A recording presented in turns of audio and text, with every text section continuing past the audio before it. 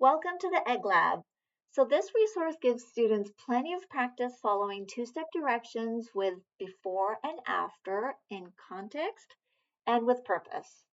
So this is great if you're looking for an activity that has directions other than something like after you color this, color that, or raise your hand before you touch your nose. So the context of this activity is that the students will be operating an egg machine to help Henrietta the hen lay some mystery eggs. So once you explain that to your students, go to take training. And when you get to this page, the instructions will read automatically. So if you want to turn that off, just click on the speaker icon. And on this page, students are going to familiarize themselves with the 5 tasks that they can do on the machine. So make sure they are familiar with the vocabulary.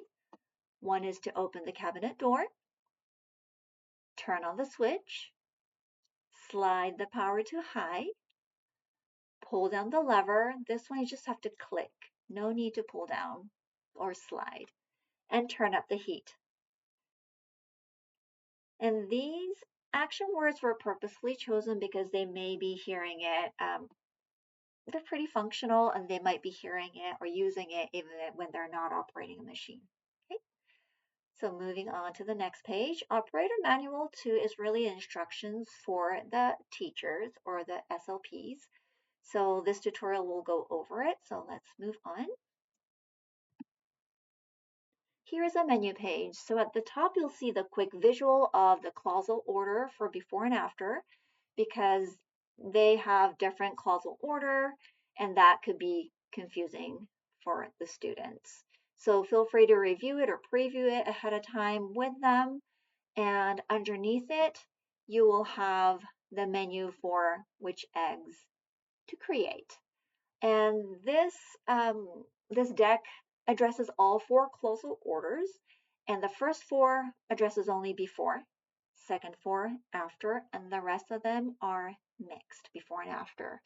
And each egg goes through 2 machines to be created. So students will have a total of 32 opportunities to practice through this deck. Okay? So let's pick, say, number 1.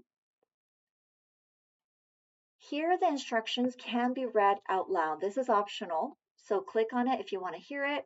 Don't bother if you don't have to. So before you open the cabinet door, turn on the switch.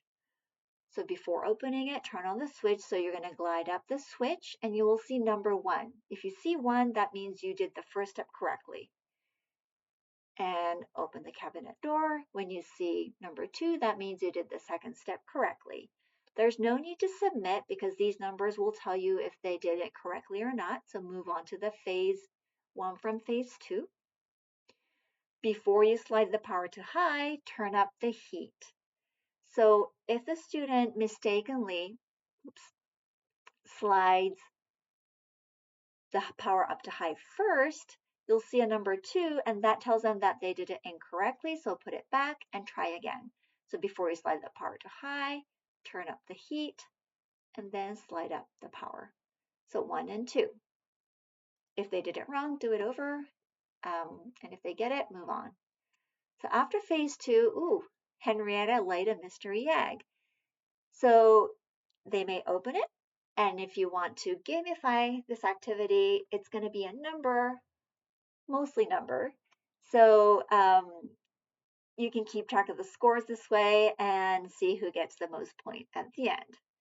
Now, variation is, say if you're going to play this deck more than once and you don't want students to remember which one has what points, what you can do is if you click through them, you get more numbers. So when you get here, you can ask the students to pick a number between 1 and 3 and just tap on the egg that many times. 1, let's say they pick 2, and they get 5 points. Okay. Side note, if you need to see the numbers more clearly, these 2 items are movable. Okay. And then you may go back to the menu and continue with your egg creation as you see fit. Okay.